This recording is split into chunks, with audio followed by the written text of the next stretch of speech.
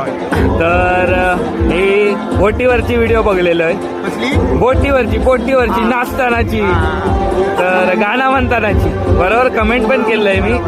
तर देवगडात कधी या धुमशान होतला, देवगडात कधी धुमशान होतला गाणं म्हणताना. तर एक हापूस रेडी आहे, बाकी काय पेटी ठेवूया, नक्की या.